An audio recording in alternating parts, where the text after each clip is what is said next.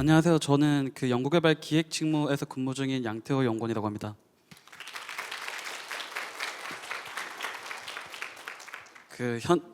현대 자폐어의 첫 발표를 맡게 돼서 굉장히 지금 좀 긴장이 되는데, 좀 이렇게 귀한 시간 내주신 만큼 좀 유익한 정보들 좀 공유 드릴 수 있도록 하겠습니다. 저는 그 제목을 R&D의 길잡이 연구개발 기획으로 지었는데요. 사실 저희 연구개발 기획 부문이 그 R&D 활동 전반적으로 이제 전략을 달성하고 성과를 극대화할 수 있도록 저희가 기획하고 조정하는 뭐 예를 들어 전략 수립이라든지 투자, 특허 이런 전반적인 활동들을 하고 있기 때문에 R&D의 길잡이라는 제목으로 좀 선정을 해보았습니다. 그 발표 순서는 다음과도 같습니다. 일단 저에 대한 소개를 먼저 드리고, 그 다음에 제가 담당하고 있는 직무에 대한 소개를 드리고, 그럼 제가 그 입사 이후에 했었던 업무들 함께 좀 소개드리면서 마지막으로 전달하고 싶은 메시지, 이런 식으로 구성을 해보았습니다. 네, 일단은 저는 그 되게 호기심이 많은 양태호 연구원이라고 좀 캐치프레이징을 해봤는데요. 저는 사실 3년차 22년 1월에 입사를 했고, 연구개발 기획 그 부문에서 투자 업무를 지금 진행하고 있습니다. 제가 일단 뭐 저에 대해서 궁금하실 수도 있고 안 궁금하실 수도 있지만, 현대차 입사해서 저라는 사람에 대해서 좀 소개를 할 때 좀 가치관에 대해서 말씀드리면 좀 좋겠다고 생각이 들어가지고, 일단 첫 번째로 하면 된다인데요. 이게 저희 집 가훈이기도 하고요. 사실 어떤 일에 도전을 할 때 나 저거 못할 것 같은데 라는 마인드로 도전하기보다는 하면 된다라는 마인드로 했을 때 뭔가 더 배우는 것도 많고 또 경험하는 게 있어서 하면 된다, 첫 번째 키워드로 잡았고, 두 번째로는 제가 나중에도 저에 대한 소개를 조금 드리겠지만 다양한 경험을 하는 것들을 좋아해서 경험주의자, 마지막으로 세상은 이해할 수 있다입니다. 사실 세상을 살다 보면 이해가 안 되는 부분들이 되게 많고 회사에서 업무를 하면서도 이해가 안 되시는 부분들이 굉장히 많으실 거예요. 그래서 그런 것들 근데 이해할 수 있다는 마음가짐으로 하면 업무도 좀 더 진취적으로 할 수 있는 부분도 있고, 커뮤니케이션을 할 때도 내가 그래도 저 사람 좀 이해해 보려고 해야지라는 마인드도 좀 할 수 있는 부분들이 있어서 세상은 이해할 수 있다라는 말로 가볍게 저의 가치관에 대해서 소개를 드리고, 제일 궁금해하실 그 직무에 대해서 소개를 좀 드리겠습니다. 연구개발 기획 직무는 뭐 전략이라든지 기술 기획, 특허 뭐 관련된 굉장히 많은 부문들이 있지만, 제가 담당하고 있는 부문은 투자 부문이고요. 그래서 첫 번째로는 투자 계획 수립하고 예산에 대한 배분을 조정을 하는데, 저희 현대차에서는 매년 한 2조에서 3조, 기약까지 합치면 5조에 넘는 R&D 투자비를 지금 집행을 하고 있습니다. 실질적으로 굉장히 많은 부분에 투자를 하고 있기 때문에 뭐 자동차라든지 자율주행 그런 부분에 어떻게 전략적으로 좀 투자비를 배분을 하는지에 대한 부분을 뭐 단기면 연간, 장기면 한 3년에서 5년의 중장기 계획을 지금 수립을 진행을 하고 있습니다. 두 번째로 그렇게 이제 투자비 계획을 수립을 한다고 하더라도 실제적으로 개발을 추진하고 투자를 하는 과정에 있어서 그런 것들이 이제 원래 계획했었던 일정 대비 지연되는 부분들은 없는지, 그다음에 투자가 진행되고 나서도 예산 전용과 같은 좀 잘못 집행한 부분들은 없는지에 대해서 투자 운영적인 관점에서도 타당성 검토를 진행을 하고 있고요.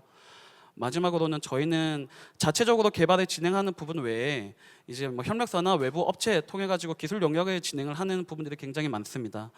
그래서 이제 그 과정에서 제일 중요한 거는 저희가 기술 개발에 대한 목표를 달성하기 위해서 어떠한 최적의 업체를 선정했는가 가 중요하고, 두 번째로는 그러한 업체 선정과 가격 결정이 공정하고 투명한 절차에 의해서 진행이 됐는가가 굉장히 중요합니다. 그래서 현업 부문에서 업체 선정을 직접 하지는 않고 제3자가 그 과정에서 인볼브 되게 돼 있으며, 그 연구소 전체에 대한 기술 영역에 대한 그런 업체 선정과 가격 결정을 저희 팀에서 담당하고 있습니다. 그래서 뭐 간략하게 저 직무에 대한 소개는 드렸고요. 그 투자 부문에 대한 직무의 소개는 드렸고, 제가 뭐 20분이라는 짧은 시간 동안 어떠한 내용들을 좀 공유드리면 제일 좋을까 하다가, 일단은 시도와 발전에 나는 키워드를 가지고 제가 입사 이후에 했었던 프로젝트들 위주로 좀 설명을 드려보도록 하겠습니다. 첫 번째로는 사실 제가 뭐 예전부터도 뭐 저런 가치를 가지고 살아왔고, 입사할 때 그 자기소개서에도 굉장히 많이 썼었던 키워드인데요. 통섭형 인재라고 생물학자인 최재천 교수님께서 외국에서 좀 가져온 용어이기도 합니다. 그래서 그때 하셨던 말씀을 보면, 융합의 세계인 21세기를 살아가려면 통섭, 지식통합형 인재가 되어야 한다 해서, 뭐 단순히 공학이나 뭐 인문학, 그다음에 사회과학, 경영 이런 까지 분야의 지식을 가지고 뭐 보다 창의적인, 보다 혁신적인 가치를 제안할 수 있다라는 측면에서 통섭형 인재에 대한 필요성을 주장을 해주셨는데요. 저도 예전부터 좀 그런 것도 좋고, 조금 나이브하게 얘기하면 제가 하고 싶은 대로 살아왔고, 좀 정제된 표현으로 얘기를 하면 통섭형 인재가 되기 위해서 저 왼쪽에 관련된 경험을 조금 진행을 했습니다. 그래서 사실은 기계공학을 베이스로 해서 국제학을 복수 전공을 했고, 그다음에 뭐 비영리 기관이나 사기업의 인턴 근무도 조금 했었었고요. 뭐 해외 봉사나 교환학생 같은 뭐 해외 경험도 했었었고, 뭐 인문학 교육이나 IT 코딩 같은 공부도 조금 했었었습니다. 그래서 뭐 어찌어찌 하다가 이제 현대차에 입사를 하고, 그 이후에 이제 내가 현대인으로서 어떻게 좀 잘 할 수 있을까라는 고민을 가질 때, 나 예전부터는 통섭형 인재 되게 좋다라고 얘기를 많이 했는데 실제로 어떻게 써먹지라는 고민을 굉장히 많이 하기는 했었습니다. 그래서 뭐 이후에 진행했었던 프로젝트에서 뭐 저런 부분들이 어떻게 좀 쓰여졌을까, 이것들이 뭐 입사하실 때 어필할 수 있는 부분일 것 같기도 하고 해서 좀 그런 관점에서 좀 가볍게 보시면 좋을 것 같습니다. 첫 번째로는 그 투자 계획 수립 관련된 부분에서, 저희는 투자 계획 수립이라고 하면 뭐 전략적 투자를 위해 예산 배분 조정안을 마련하고 투자 방향 및 대내외 환경 변화에 맞춘 단기 장기 계획을 수립한다라고 얘기를 하는데, 조금 더 아랫단에서의 얘기를 하면, 저희 현대차는 원래 예전에는 내연기관 자동차 산업에 집중을 해서 연구개발을 진행하고 투자를 진행해 왔습니다. 하지만 이제 2030 전략 방향인 스마트 모빌리티 솔루션 프로바이더라는 이름 하에 되게 다양한 부분으로 사업 포트폴리오를 확대하려고 하고 있습니다. 예를 들어 뭐 내연기관에서 전기차로, 그다음에 수소차로, 뭐 자율주행 로봇 보다도 더 많은 다양한 분야의 기술 개발 투자를 진행을 하고 있는데요. 그래서 뭐 그런 내용들을 조금 정리해서 본다라고 하면, 기존에 하는 사업에서 기존 역량을 가지고 사업을 확장하는 부분인 전기차나 수소차도 있고, 아니면 기존 사업에서 좀 신규 역량을 좀 더해야 할 자율주행이나 PBB 같은 부분들도 있습니다. 그래서 이렇게 사업 포트폴리오 확대하는 것은 되게 좋은 방향이라고 생각이 되나, 저희 이제 자원을 관리하고 투자비를 관리하는 부문 입장에서는 하나하나 다 되게 중요한 투자들인데, 이런 것들을 어떻게 예산을 배분하고 어떤 것들을 뭐 축소하고 어떤 것을 확대하고 할지에 대한 실질적인 조정 과정은 굉장히 좀 부단하고 어려운 부분들이 있습니다. 그래서 이번에 저희 팀에서 R&D 투자 포트폴리오 전략이라는 프로젝트에 저는 이제 서버도 조금 참여를 하게 되었고, 그때 이제 사실 포트폴리오를 그 저희 뭐 개인적으로 재테크하거나 자산 관리의 관점에서는 그 리스크와 리턴을 가지고 접근을 하거든요. 그러니까 리스크를 최소화하면서 리턴을 극대화할 수 있는 지점에서의 각 자산들을 배분을 해야 된다인데, 그거를 저희 R&D 투자에 접목을 하자니 사실 R&D 투자의 리스크라든지 리턴, ROI 같은 것들이 정량적으로 측정되는 부분은 좀 쉽지 않습니다. 그래서 그것들을 좀 감정적으로 파악할 수 있는 뭐 판매 대수라든지 품질 지수, 그다음 저희 연구소 내부의 전략이라든지 그런 것들은 좀 매개 변수들을 이용을 해서 저희 내부적으로 투자 우선순위를 수립하고, 그런 것들을 기반으로 해서 연구개발 각 부문별로의 투자 예산을 배분하고 조정하는 작업들을 진행을 했었습니다. 사실 이런 것들이 그 저희 개인의 관점에서는 뭐 용돈 10만 원을 가지고 그 10만 원 어떻게 쓸까라는 엄청 그 개인에서의 자원 배분이고요. 큰 단에서 얘기하면 이 현대차라는 큰 투자비를 가지고 어떻게 자원을 배분할까라는 고민인데, 사실 사업을 진행하면서 그런 자원 배분에 대한 의사결정은 매 순간 필요하고, 그런 결정들을 저희 투자 부문에서는 어떤 관점에서 좀 접근을 할 수 있을까, 어떤 관점에서 R&D 성과 달성에 좀 기여를 할 수 있을까 하는 부분에서 굉장히 좀 뜻깊은 과제였었습니다. 두 번째로는 투자 운영 및 효율화 부분에서 했었던 프로젝트인데요. 저희 연구소는 국내 거점뿐만 아니라 해외 총 5개의 거점을 가지고 있습니다. 그 5개의 거점 중에서 저는 유럽 기술 연구소에 실제적으로 출장에 나가서 투자에 대해서 점검을 하고 실사를 했었던 부분들이 있는데요. 그 해외에서 진행되는 투자는 국내에서 진행되는 투자와 굉장히 프로세스가 좀 다른 부분들이 있어서, 뭐 왼쪽에 검토 필요 사항으로 제가 좀 간략하게 기재를 했었었는데, 예를 들어 해외에서 건물을 좀 신축한다라고 얘기를 하면 해외에서의 뭐 현지 법규나 정책에 따르는 부분들은 없는지, 사실 그런 부분들 굉장히 중요시하게 검토를 진행을 하고 있습니다. 사실 저런 부분들을 좀 진행할 때 가장 큰 이슈가 되는 사항은, 원래 계획되는 일정 대비해가지고 좀 지연되는 부분이 있으면 그 해에 100억을 집행하려고 확보해 놓은 예산이 사실 내년에도 투자비가 2월을 하게 되고, 2월 하게 될 경우 올해는 투자 기회 비용이 발생해서 다른 부분에 투자할 부분들을 좀 못 쓰는 부분들이 굉장히 저희 쪽에서는 그 이슈라고 생각을 하고 관리를 하고 있는 관리 포인트 중에 하나이고요.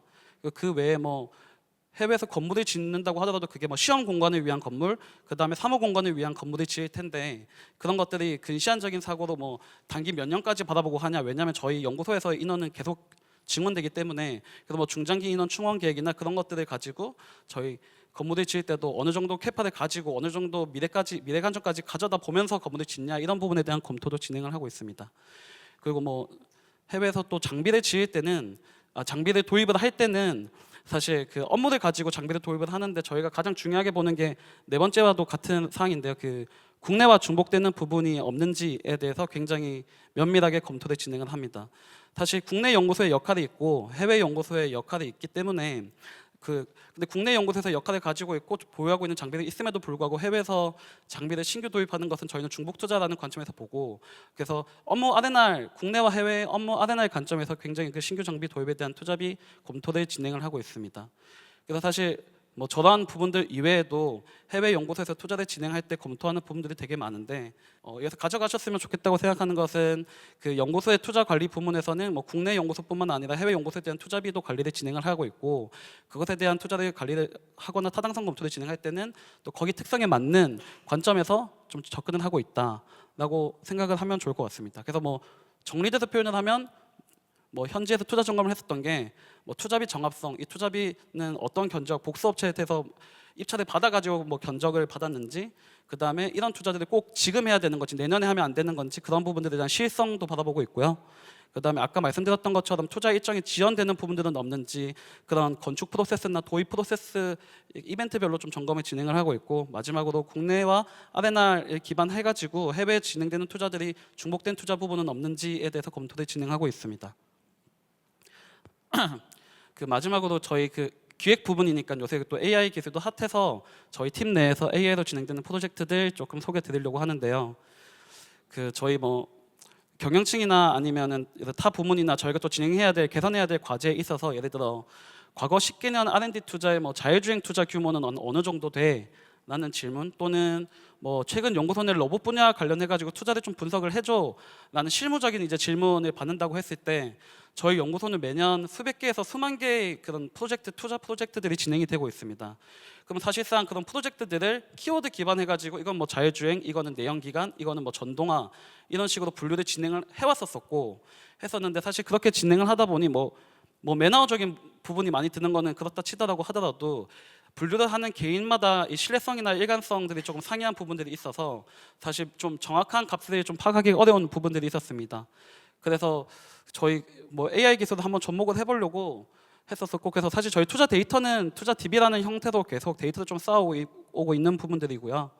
그 다음에 그래서 키보드 기반, 유사도 기반 TF-IDF를 사용해서 머신러닝을 진행을 해가지고 그래서 프로젝트만 인풋 값으로 넣으면 이 프로젝트는 자율주행과 관련된 프로젝트야, 아니면 이 프로젝트는 로봇과 관련된 프로젝트야 라고 분류하는 과제를 좀 진행을 했었습니다. 근데 뭐 사실상 이게 저희가 실질적으로 이제 그 정확도라는 평가 지표를 통해서 좀 평가를 해본 결과 한 80%에 대한 정확도 나왔는데, 그거를 이제 그대로 쓰기는 어렵다 보니 실제로 수작업도 좀 진행을 하고 적이는 값도 참조로 사용해가지고 지금은 분류를 좀 진행을 하고 있습니다. 그래서 이제 이거는 제가 지금 진행을 했었던 과제이고요. 앞으로 좀 진행을 하고 싶은 과제는 요새는 또 그 생성형 AI, 그 GPT와 같은 생성형 AI가 되게 핫한데, 그게 사실 그 챗 GPT는 외부 서비스이기 때문에 저희 사내 보안과 관련된 내용들이 유입이 되면 안 돼서, 근데 이제 뭐 라마와 같은 오픈소스 생성형 AI는 사실 보안 유출에 대한 우려가 없기 때문에 지금 연구소 전체적으로도 생성형 AI를 업무에 좀 적용하려는 과제들이 굉장히 많이 진행이 되고 있고요. 저희 기획 부분에서도 지금 했던 과제들이 메커니즘이나 로직은 다 똑같아서 생성형 AI를 뭐 다운받아 가지고 파인 튜닝 시키거나 아니면 레그 시스템을 구축을 해서 이제 그 똑같이 이 프로젝트를 그런 생성형 AI 넣어가지고 이건 뭐와 제일 관련된 유사한 프로젝트야를 좀 분류하려고는 계획을 하고 있습니다. 그래서 이제 지금까지 제가 진행을 해왔었던 그리고 앞으로 계획 중인 과제를 저희 팀 업무와 연계해가지고 좀 설명을 드렸는데요. 그래서 그러한 과정들을 조금 돌이켜 보면 일단 첫 번째로는 자동차 산업에 대한 이해도 및 기획 역량이 좀 중요할 것 같습니다. 이 자동차 산업이라고 하면은 단순히 내연기관뿐만 아니라 그 모빌리티 전체적인 관점에서 이해를 하시면 좋을 것 같고, 저희는 또 실무적으로 이제 뭐 제어기와 관련된 투자를 진행을 한다고 하더라도 제어기에 관련된 도메인에 대한 지식이 있어야지 그 기술 투자에 대한 타당성을 검토를 진행할 수 있기 때문에 그런 자동차 산업에 대한 이해도와 기획 역량이 되게 중요할 것 같고, 그리고 저희는 그런 투자가 진행되는 프로세스 전반에 걸쳐서 계획하고 운영하고 관리하는 업무들을 진행을 하고 있어서 혹시 그런 부분들이 현업에서 좀 불편함을 겪는다, 아니면 실질적으로 이렇게 진행이 되어야 한다라는 방향성 속에서 관리도 하고 있기 때문에 기획 역량이 굉장히 중요하다고 생각하고 있습니다. 두 번째로는 협업 및 커뮤니케이션인데요. 사실 그 저희 팀은 그 연구소 전체 인원에 대해서 이제 문의를 받고 뭐 투자는 어떻게 진행을 해야 되냐, 그다음에 뭐 이런 그 연구소 전체가 저희의 내부 고객입니다. 그래서 사실 저희 팀 전체에서 되게 다양한 전화를 받고 메일을 받아서 문의를 대응하는 부분이기 때문에, 그다음에 또 저희가 실제적으로 프로젝트 진행하면 되게 다양한 팀, 아까 제가 소개드린 과제도 되게 다양한 분야가 컨택 포인트인데요. 그런 다양한 팀들과 회의할 지점들도 많아서 되게 협업하고 커뮤니케이션하는 역량은 저희 기획 부문에도 굉장히 중요하다라는 점 말씀드리고 싶습니다. 세 번째로 데이터 드라이븐 사고인데요. 뭐 데이터 드라이븐 사고라고 거창하게 말은 써놨지만 이것이 뭐 엑셀과 파이썬에 대해서 깊은 역량을 가지고 있어야 된다라는 이야기는 아니고, 데이터를 가지고 논리적인 사고하에 조금 생산적인 결과물을 산출할 수 있느냐라는 부분에서 데이터 드라이븐 사고가 굉장히 중요하다고 생각하고 있습니다. 그리고 실질적으로 저희는 뭐 투자를 진행하는 과정에서 이슈 사항이나 그런 부분에서의 문제를 많이 해결하고 하는 부분들이 있어서 사실 문제 해결력은 뭐 데이터 드라이븐 사고와 직결된 부분이라고 생각이 되고, 마지막으로 되게 그 상투적인 표현일 수가 있는데, 저희 아까 연구소가 국내뿐만 아니라 해외에도 있기 때문에 해외 연구소에 대한 투자를 진행하고 실질적으로 점검을 하는 과정에서는 영어도 많이 쓰거든요. 그래서 그런 부분에서는 좀 글로벌 영향도 간접적으로 필요하다라고 말씀드릴 수 있을 것 같습니다. 마지막으로 그 제가 그 전달하고 싶은 메시지인데, 뭐 저희 연구개발 기획 직무에 필요한 역량은 좀 직접적인 거고, 간접적으로는 제가 제일 좋아하는 메시지 하나 남기고 가려고 해서, 그 니체 차라트라는 이렇게 말했다라는 책에서 그 춤추는 별 하나를 탄생시키기 위해 사람은 자신 속에 혼돈을 지니고 있어야 한다라는 말이 있습니다. 지금 이제 뭐 취준을 준비하는 과정에서도 굉장히 많은 활동들도 하시고 많은 불안과 혼돈들을 가지고 계실 것 같은데, 사실 그런 혼돈들 때문에 좌절하시기보다는 그런 혼돈들이 있기 때문에 입사 이후에 뭐 회사 생활뿐만 아니라 그 여러분들의 인생에 굉장히 그 많은 빛을 만들어내기 위한 기반이라고 생각을 하시고, 또 그런 관점에서 지금 취준하는 과정에 좀 더 힘이 되셨으면 좋겠다는 생각하에 이거 마지막으로 남기고 발표 마치겠습니다. 감사합니다.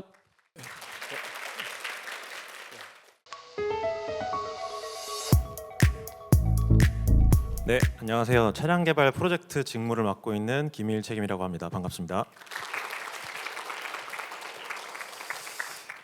네, 지금 현대차 연구소에서 차량 프로젝트 관리 직무를 맡고 있는데요. 제가 제목을 소통으로 이끌어가는 자동차 프로젝트라고 지었습니다. 소통을 제가 특별한 키워드로 정한 이유를 발표를 끝까지 들어보시면 아실 수 있을 것 같습니다. 네, 발표는 제 소개를 간단히 먼저 드리고요. 직무 PM 차량 프로젝트 관리 보통 PM이라고 부르거든요. 프로젝트 매니지먼트라고 해서 PM 직무는 어떤 건지에 대해서 소개를 드리고, 제가 소통의 진심인 이유 밑에 부제로 설계에서 PM까지라고 적었는데, 제가 사실은 처음부터 PM으로 업무를 맡았던 건 아니고요. 설계자로서 출발을 했었습니다. 이제 그런 스토리까지 한번 좀 풀어서 소통을 좀 드리고 싶고요. 마지막에 이제 여기 오신 분들께 마지막 메시지 전하면서 발표는 마무리하도록 하겠습니다. 네, 제가 제일 잘 나온 사진 골랐고요. 저를 한마디로 표현을 하자면 엔지니어링 기반의 끊임없는 소통으로 자동차 프로젝트를 이끌어가는 김일 책임연구원이다, 이렇게 말씀을 드리고 싶습니다. 근데 밑에 앞에도 조금 전에 말씀드렸지만 16년도 현대자동차 입사를 해서 자동차 샤시 부품 설계 업무를 8년 동안 진행을 했고요. 사실 차량 프로젝트 관리 업무는 올해부터 맡게 됐습니다. 여기까지 들으시면은 설계에 있었던 분이 어떻게 차량 프로젝트를 여기 와서 설명을 할 수 있을 것인가, PM이라는 직무와 설계가 얼마나 연관이 없어 보이는데 어떻게 그게 가능하지라는 의문이 드실 수도 있는데요. 끝까지 들어보시면은 그거에 대해서 좀 더 자연스럽게 아실 수 있을 것 같습니다. 네, 먼저 요 장표는 프로젝트 매니저라는 것을 잘 모르시는 분들께서 구글 검색해 보시면 흔하게 보실 수 있는 그런 구성의 그림입니다. 프로젝트 매니저라고 하면은 아무래도 이공 계열보다는 좀 인문 계열에 가깝고 뭔가 매니징을 하는 것 같고 이제 그렇게 느끼실 수 있는데요. 저희 회사가 고객들에게 모빌리티를 제공하는 그런 자동차 회사이기 때문에 자동차 관점에서 좀 봐주셔야 됩니다. 저희 고객들은 여기 밑에 그림처럼 우리나라에만 있는 건 아니고요. 전 세계 고객들을 또 상대로 하기 때문에 저희가 모빌리티를 제공하기 이전에 있어서 고객들이 어떤 차를 원하는지에 대해서 저희가 또 파악을 해야 됩니다. 이제 그런 고객들이 이거를 원합니다, 저거를 원합니다 말씀을 주셨을 때 그거를 좀 더 구체화된 차량의 어떤 성능으로 표현을 할 것인가, 그런 거에 대해서도 고민을 해야 되고요. 그런 차량 성능을 표현하기 위해서는 어떠한 사양이 또 어떠한 설계 부품이 어떤 일정을 가지고 개발되어야 된다. 이런 부분까지도 저희가 또 고민을 해봐야 되는 부분입니다. 그리고 저희는 예술품을 만드는 것이 아니라 예술로 느낄 수 있는 그런 자동차를 고객들에게 제공을 해야 되는 회사이기 때문에 대량 양산을 해야 되는 부분이 있거든요. 그렇기 때문에 공장이 어디 공장에서 생산할 건지, 어떤 일정을 가지고 생산을 할 건지, 또 얼마나 생산을 할 건지 이런 것들까지도 다 고민을 해야 됩니다. 물론 이런 것들을 다 잘하기 위해서는 가장 쉬운 방법은 비용과 일정을 무한정 들이면 되는 건데요. 그거는 불가능하겠죠. 저희도 이익을 남겨야 되는 어쨌든 기업이기 때문에 한정된 그 비용과 고객들이 또 원하는 출시 일정 그거에 맞춰서 그런 제한된 리소스 안에서 이 모든 것을 다 조율을 해야 되고요. 이런 고민의 가장 핵심에 있는 것이 저희 프로젝트 매니저 직무라고 말씀드릴 수 있습니다. 이렇게 얘기를 하면 이 모든 걸 다 알아야 되나라고 되게 부담스럽고 어려울 것 같은데 이렇게 느끼실 수 있는데요. 그렇지 않습니다. 지금 제가 발표를 드리는 이 시간에도 전 세계 각재 각소에서 전문가분들이 각 분야의 전문가분들이 업무를 지금 충실히 수행을 해주시고 계시고요. 저희 PM의 역할은 그런 어떤 자동차 프로젝트를 맡았을 때 그 프로젝트가 저희가 원하는 방향으로 한 방향으로 갈 수 있게끔 그런 적재적소에 계신 전문가분들과 끊임없는 소통을 해서 프로젝트가 잘 마무리될 수 있도록 이끌어가는 이제 그런 역할이라고 봐주시면 됩니다. 아무래도 자동차 베이스이기 때문에 PM이라는 직무이긴 하나 공학적 베이스가 사실은 되게 중요하다고 말씀드릴 수 있고요. 또 공학적 베이스가 없더라도 저의 키워드는 엔지니어링이 아니었습니다. 소통이었습니다. 소통에 본인이 열정이 있다라고 하시는 분들도 충분히 지원하셔서 와서 모자란 부분은 또 저희 와서 배우시면서 충분히 수행하실 수 있는 그런 이제 직무라고 말씀드릴 수 있겠습니다. 자, 그럼 여기까지 해서 프로젝트 매니저 직무에 대한 소개는 간단히 마무리하고요. 제가 초장에 말씀드렸던 것처럼 저는 설계 출신입니다. 제가 어쩌다가 설계에서 PM까지 오게 됐는지, 제가 왜 소통의 진심이라고 하는지에 대해서 간단하게 말씀드리겠습니다. 오른쪽에 보이는 이 빨간색으로 표시된 이 부품은 인테그레이티드 드라이브 엑셀이라고 하는 IDA라고 부르는 샤시 시스템 신기술입니다. 제가 입사를 해서 처음으로 이제 스타트를 많은 전문가분들과 같이 시작을 했었고 왼쪽에 보이는 저런 렐리카에서 쓰이는 유사한 시스템에서 영감을 받았습니다. 렐리카에 들어가는 이런 샤시 엑셀 시스템은 RNH 성능 그리고 한번 주행을 하고 나면 부품이 굉장히 마모가 심하기 때문에 빠른 수리 이런 거에 포커스를 해서 개발된 부품이라고 하면 저희가 이제 개발을 했던 IDA라는 부품은 RNH라는 성능은 유지하되 대량 양산에 적합하도록 고객이 좀 더 퍼포먼스를 잘 느낄 수 있도록 하는 것에 좀 더 포커스를 맞춰서 진행을 했던 프로젝트고요. 그러면서 그 중량 절감까지 좀 효과를 가져와 보겠다라고 해서 스타트를 했던 프로젝트입니다. 이 프로젝트를 하기 위해서 이제 당연히 RNH 전문가분들 또 중량 관련된 분들과 많은 소통을 해서 프로젝트를 좀 시작해 보겠다라고 했을 때는 사람들 반응이 어땠을까요? 반응이 괜찮았습니다. 처음에는 괜찮았고 그래 너가 얼마 안 됐지만 잘 해봐라 이렇게 격려를 되게 많이 들었습니다. 그래서 나름의 어느 정도 완성도를 갖춘 다음에 이거를 본격적으로 고객들에게 제공되는 대량 양산되는 차에다 투입을 해보자 라고 했을 때는 사람들 반응이 조금은 달랐습니다. 제가 생각했던 거는 RNH 성능 만족시키고 중량도 절감하고 좋네 여기까지만 좀 생각을 했었는데요. 제가 아무래도 사원급이었다 보니 좀 더 생각의 스코프가 짧았던 것 같습니다.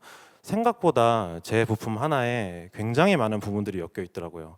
RNH 성능뿐 아니라 뭐 NVH라든지 연비라든지 뭐 주행 성능이라든지 그런 성능들이 다 엮여 있었고 이거를 어떻게 투입해서 어떻게 생산할 거냐 이런 생산 문제까지도 있었고요. 굉장히 많은 부분들과 부딪히게 되었는데요. 제가 사실은 그 연차가 얼마 안 되는 상태에서 그것들을 다 풀어나기엔 너무 어려웠습니다. 저 혼자로서는 사실은 감당하기 좀 어려운 문제들이 있었고 제가 또 생각하지 않았던 부분들에 대해서 뭔가 피드백이 왔을 때 바로바로 뭔가 이제 리액션이 나가지 않는 이제 그런 상황에 처하게 됐습니다. 그래도 저희 회사가 정말 좋은 회사인 게 어쨌든 저희 궁극적인 목적은 고객들로 하여금 좀 더 좋은 차를 타게 하고 싶다라는 목적이 있었고요. 그 목적에는 앞서 말씀드린 모든 부분들이 되게 공감 많이 해주셨어요. 해주셨고, 그런 전문가분들이 그러면은 지금 닥쳐 있는 문제들을 해결하기 위해서는 어떤 식으로 해야 됩니다, 이런 피드백, 긍정적인 피드백들 많이 주셨고, 제가 조금은 늦었지만 직접 전화로 뭐 이메일로 소통을 하고, 아니면은 정말 찾아가서 뭐 커피 한잔 하면서 말씀 나누면서 정말 수많은 소통의 시간을 겪었는데요. 소통이라고 말씀드렸지만 사실은 약간의 고통도 있었습니다. 왜냐하면은 모르는 문제들이 너무 많았고 이거를 저 혼자 해결하기에는 너무 부담스러웠거든요. 그래서 되게 어려운 시간들, 정말 꾸역꾸역 해결을 해 나가는 그런 시간들이 있었습니다. 그런 수많은 소통의 과정들을 통해서 실타래처럼 얽혀 있는 문제들 하나하나 풀어가는 과정을 겪었고요. 결과가 어떻게 됐을까요? 이 차는 현대차 eGMP 첫 차종으로 양산된 아이오닉 5입니다. 이 차종에 제가 앞서 말씀드린 그런 신기술이 지금 탑재되어서 양산되고 있는 중에 있고요. 아이오닉 5뿐만 아니라 아이오닉 6 그리고 기아의 EV6까지 제가 개발한 그 부품이 하나하나 양산차에 들어가서 고객들 만나게 되는 걸 보면서 사실 자동차 회사원으로서 엄청난 큰 자부심을 느낄 수가 있었습니다. 그뿐만 아니라 그동안 수많은 피드백 주셨던 분들, 도움 주셨던 분들, 그분들과 이제 소통했던 그런 거에서 되게 감사함도 많이 느낄 수가 있었습니다. 이제 그 잘 양산을 해오면서 이제 그 소통의 시간을 제가 많이 겪었고 고통의 시간이었다라고도 말씀드렸는데요. 그러면서 제가 느낀 게 자동차에 보통 2만 개 부품이 있다 이렇게 얘기를 하거든요. 그 부품 하나하나에도 생각보다 되게 많은 부문들이 엮여 있다. 성능부터 비용부터 뭐 중량, 뭐 투자비, 뭐 공장 등등 되게 많은 부문들이 엮여 있다라는 거를 조금 제가 깨달을 수 있는 시간이었고요. 이제 그런 소통을 해서 문제를 하나하나 풀어가는 과정이 고통이었지만 결국에 마지막에 거의 양산 시점까지 와서는 사실 되게 재밌었어요. 그런 소통하는 시간들이 정말 재밌었고, 제가 아는 지식들을 이용해서 상대 카운터파트, 뭐 다른 부문들에다가 어떤 도움을 드릴 수 있는지, 또 제가 어떤 도움을 받을 수 있는지 이런 거에 대해서 굉장히 많이 고민을 하면서 사실 되게 재밌었습니다. 되게 어려운 시간이었지만 재밌었고요. 잘 마무리 양산돼서 자부심도 느끼고 있고요. 이제 그런 과정을 겪으면서 내가 이런 거를 되게 재밌어 하는구나라고 생각이 들어서 제가 부품 하나를 담당을 했었잖아요. 이제 그게 아니라 좀 더 넓은 시야를 가지고 자동차 전체를 아울러서 프로젝트를 좀 이끌어 가보고 싶다라는 좀 욕심이 있었습니다. 이제 그런 욕심을 가지고 프로젝트 매니저 직무에 지원을 하게 돼서 이제 올해부터 업무를 수행을 하고 있고요. 이게 배로 치자고 하면은 약간 1등 항해사인 것 같습니다. 그런 여러 부문과 소통하는 과정에서 제가 뭐 배를 잘 움직이게 하기 위해서 뭐 어떤 식으로 엔진이 작동하는지 그런 세세한 원리까지, 혹은 또 배 승무원들 계시죠. 제 고객들을 응대할 때 어떻게 해야 되는지 그런 자세한 것까지 전부 다 알 수는 없습니다. 하지만 그런 거에 대해서 전반적인 전문가로서 PM이 성장을 하면서 PM이라는 직무에서 전반적인 전문가로서 성장하면서 그런 것이 이제 모든 것이 좀 균형을 잡고 잘 배가 한 방향으로, 배가 산으로 가지 않게 한 방향으로 갈 수 있게끔 해주는 그 역할을 하면서 굉장히 지금 보람차게 업무를 수행을 하고 있고요. 그런 업무를 여러분들께 소개해 줄 수 있어서 오늘 되게 사실 기쁩니다. 네. 그렇지만 어쨌든 저는 설계자 출신이고 PM이지만 그 모든 부문들을 다 알 수 없고, 그렇기 때문에 저는 체스 말로 치자면은 직진만 하는 폰이라고 생각을 합니다. 저는 폰이고요. 그렇지만 이제 많은 부분들과 소통을 해야 되기 때문에 나무보다는 숲을 봐야 되거든요. 숲을 보다 보면은 본인이 폰이더라도 저 뒤에 그림자에 있는 킹처럼, 킹은 모든 방향으로 움직일 수 있죠. 그런 다방면으로 볼 수 있는 역량을 키울 수 있는 점이 PM이 가진 가장 큰 매력이라고 생각을 하고 있고요. 이제 그런 매력에 내가 관심이 있다, 자동차에 관심이 있다, 열정이 있다라고 하시는 분들은 지원하시면은 오셔서 본인 역량도 키우시고 회사에도 도움도 되고 그런 좋은 직무라고 저는 생각을 하고 있습니다. 자, 마지막으로 한마디만 드리고 발표를 마치도록 하겠습니다. 엔지니어링 기반으로 전 부문과 소통하는 자동차 전문가, 이게 저를 표현하는 키워드이기도 하고요.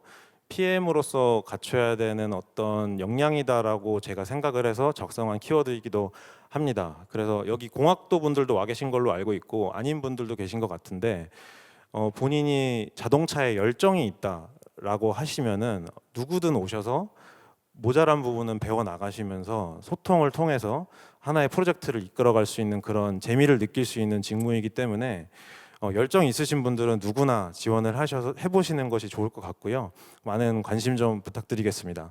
예, 여기까지 해서 저의 발표는 짧게 마무리를 하고요. 예, 들어주셔서 감사합니다. 네.